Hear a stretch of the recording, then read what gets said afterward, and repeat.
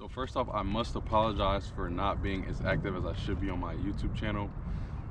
For some reason lately I've just been super busy. I've told you all that I'm getting certified to teach English. I've been super busy with those classes and getting work done for those classes, along with my tutoring business, and just life in general has been hitting me a lot, so I apologize for not uploading a video. On top of that, lately I've been playing a lot of tennis with my brother and my friends, so I just apologize for not uploading a video lately. And to make it up to you all, I'm going to be doing a live stream pretty soon with a specific software where you all can come in and we can interact with each other and I can answer any questions that you all have. I'm going to pause the video really quick for this plane, then I'll be right back. So with all of that said, this video, I had the idea to come up with a video about the 5 most difficult concepts or just general things for me during the process of learning Spanish. This will be one of the first videos where I actually give practical language acquisition tips in terms of specific Spanish grammar, hacks and tricks and things like that. And so hopefully this video is útil, it's useful. If not, let me know. If it is, let me know. I'll continue with videos like this. But I'd like to go over 5 of the most difficult concepts for, in my opinion, I think this is somewhat universal for native English speakers, but specifically in my case, what were the 5 most difficult aspects of learning Spanish? And again, we're in the mud here, specifically with grammar or specifics in terms of that general process. So here we go. Also, I'd like to add, if you all could in the comments, let me know what have been the most difficult aspects of learning Spanish for you personally. Obviously, we're all on a different journey. I'm not saying I feel like I've mastered Spanish, but I'm at a point now where I don't really study often. I feel like I'm conversationally fluent, and so it's just interesting to see if the things that have been difficult for me are universally difficult for everyone, or you know, how does that work? So if you'd like to add in the comments, I'd appreciate it. You know, what has been the most difficult? What have been the 5 most difficult aspects of learning Spanish for you?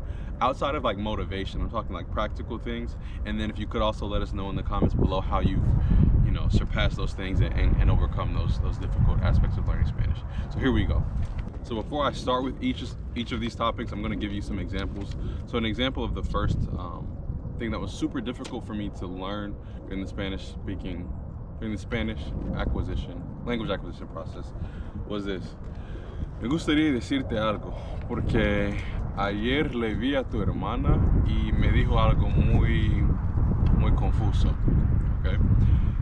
What I'm referring to there is, in Spanish, there are indirect object pronouns. Now, I had to literally look the name of that up because I don't memorize Spanish grammar that way. But in English, if I want to say, if I'm the subject of the sentence, meaning I'm doing the action of the verb, for example, I'm on a tennis court, right?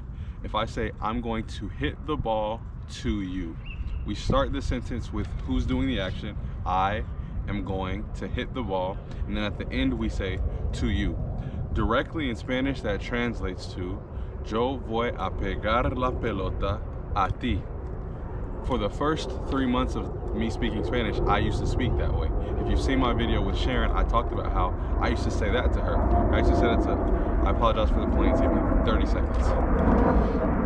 So picking up where I left off, I used to speak that way. I used to say, oh my gosh, this car's looking at me. This is very awkward. Very awkward, very awkward. Let's see. Hopefully they don't pull up over here. Cool. So picking up where I left off, I used to speak that way. I used to use the same grammatical structure that we use in English, where you say, I'm going to do this action, or I'm looking at him. It's tough for me to even make the mistake now, but I would say, estoy viendo a él. Estoy viendo o estoy mirando a él. So long story short, with that said, one of the most difficult concepts for me, one of the things that I honestly thought I would never learn, was how to place the object of a sentence. Again, who's getting the ball hit to them? Who is getting looked at? Who is the verb acting on? You have to put that at the beginning of the sentence in Spanish. So like, for example, if I'm looking at you, te, you, I am looking at, is how they speak in Spanish. You, I'm looking at. They don't say I'm looking at you. They say you, I am looking at. You, I'm going to hit the ball to. So again, hopefully that makes sense. That was one of the most difficult concepts for me in Spanish in the beginning, is placing the object of the sentence. Who is the action being acted on? You place that at the beginning of the sentences in Spanish, not at the end. So that's the first thing that, honestly, at the time I thought I would never learn. I distinctly remember having to think so deeply, like how am I going to train my brain to think te estoy cantando, I'm singing to you. I'm not, you don't say I'm estoy cantando a ti. It doesn't work that way. And I apologize for, as always, for getting distracted. I've got cyclists around me, I've got cars with their children in there staring at me, so I'm working on getting comfortable behind the camera in public places. Let's go on to number 2. Hopefully that was helpful, and hopefully that explanation of how they speak in Spanish helps. The second most difficult aspect of learning Spanish for me, it still's an issue for me, and I know that it's still an issue for a lot of native English speakers because I hear this. One thing that helps me realize, one dead giveaway that I'm speaking with someone that's not a native Spanish speaker is when I hear them say something like this. Tu camiseta, I apologize for that guy screaming at his son about tennis. But what you'll hear, if I hear someone say this, esa camiseta rojo, I'm like, dead giveaway. That's not a native Spanish speaker. Why is that? One of the most difficult concepts for us as native English speakers when we're learning Spanish is to make sure that the gender agrees in everything that we say. The adjective must agree with the noun in terms of the gender. So for example, esa chica era muy frío. I just said that girl was kind of cold. But you notice I said chica, but then I ended the word cold, frío, with O instead of changing it to an A. That is very difficult for us as native English speakers. It was very difficult for me as a native English speaker because that does not exist in English. We don't change our adjectives based on the gender. The only exception that I can think of off the top of my head is we don't say that guy is pretty. We might use the word humble, but it's a completely different word, not the ending changing. Okay, so that's one thing that you can focus on in the early stages. I still make a conscious effort to do this. If you ever hear me in my conversation videos make mistakes, that's typically what my mistakes are. I'll say, I'll say, for example, ella era muy simpático, and I'll say, perdón, simpática, because I just realized, like, oh, I just used a male adjective or masculine adjective for a female or for a feminine object, feminine noun. Okay, so that's one thing that you can look out for, and one thing that you can focus on to make sure that you're improving your Spanish. That's one of the big dead giveaways, I think, for someone that's not a native Spanish speaker, and it's obvious even in my personal case. I noticed that with myself. I also wanted to add that this topic is even more complex and more nuanced because, as some of us know, depending on where you are in your language learning journey with Spanish, there are words that end in A that are masculine. So if I'm talking about the weather now, for example, clima is the word for weather, but clima is a masculine noun. So if I say el clima es muy, I'm trying to think of an adjective that ends in A or O. But if I'm saying, let me give you an example. No, I can't think of an example right now, but in that case, when I'm using clima, the adjective that I'm using to describe clima has to be masculine. It has to end in an O, although the word clima ends in A. So these are just some of the nuances of Spanish that, again, made it very difficult for me to get a grasp on this. Probably is the same for you, and I know is a problem for a lot of us native English speakers. So that was the second most difficult thing for me to learn. Again, I apologize for the planes. Okay, I apologize for the planes.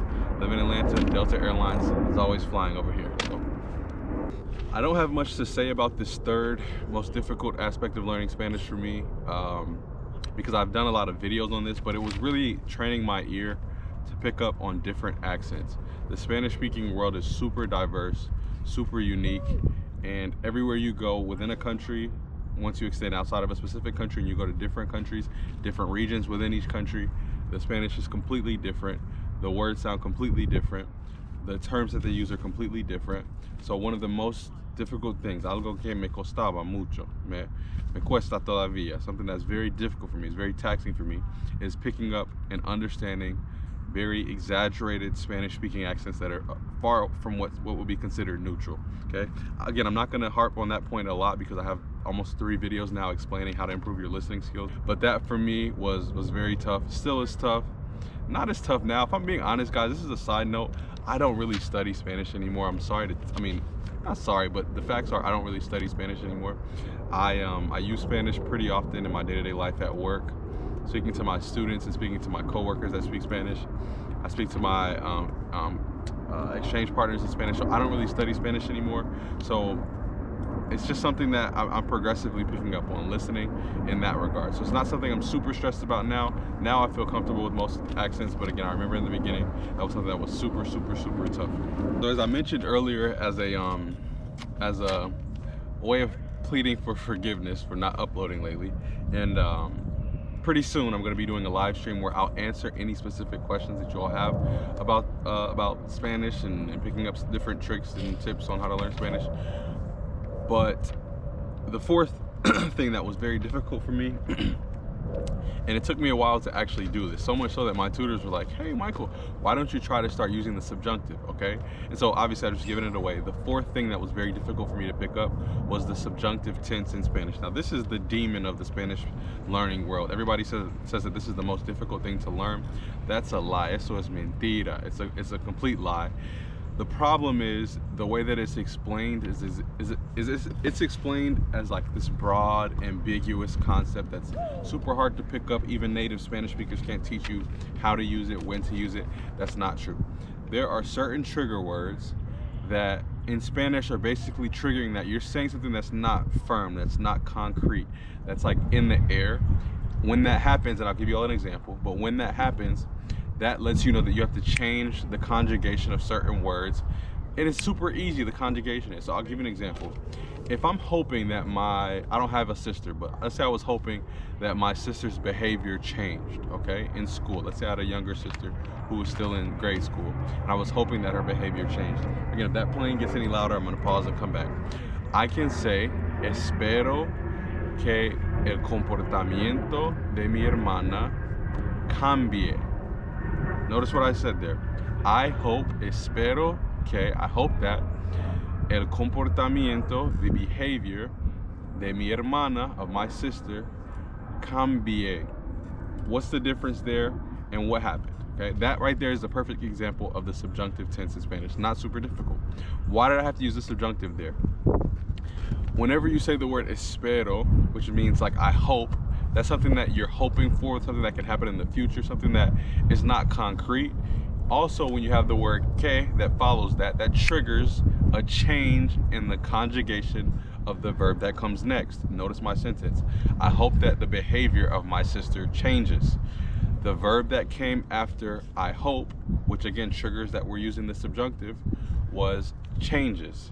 So going back to the Spanish sentence, and again, I don't know if I'm making sense here, going back to the Spanish sentence, espero que, I hope that el comportamiento de mi hermana, I haven't used another verb here, but once I get to this next verb, changes, I'm going to change that verb and just take the normal ending and replace it with an E. Okay, again, this can get more nuanced. Like I said, if I have the time, I'll come out with some kind of resource that can guide you all through this, but all I'm doing is changing one little letter at the end of the verb because I'm talking about something that's in the air. If I say, necesito que él me diga, okay?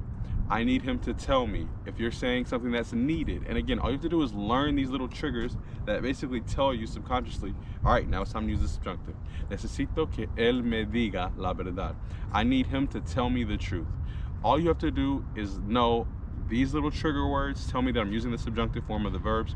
Then you learn the subjunctive form of the verbs, and they're really not that difficult, and then you've mastered the subjunctive. Again, mastered, who's to say what mastered means, but you can communicate and sound pretty normal where people will understand you, okay? That right there felt like it was super long-winded and not very clear. Hopefully that makes sense. Again, as always, if it doesn't, I apologize, but hopefully that makes sense. We are on to the fifth most difficult part of learning Spanish for me, and it's one word. It's literally one word. Here we go. So the fifth and final most difficult part of learning Spanish for me involved learning how to say one word. That one word is the word was. I'll give you all an example. Yo era, tú eras, eran, estábamos, estaban, estabas, estaba, estuve, estuviste, fuera, fueras, fueron, fui, fue, fuimos, fuiste.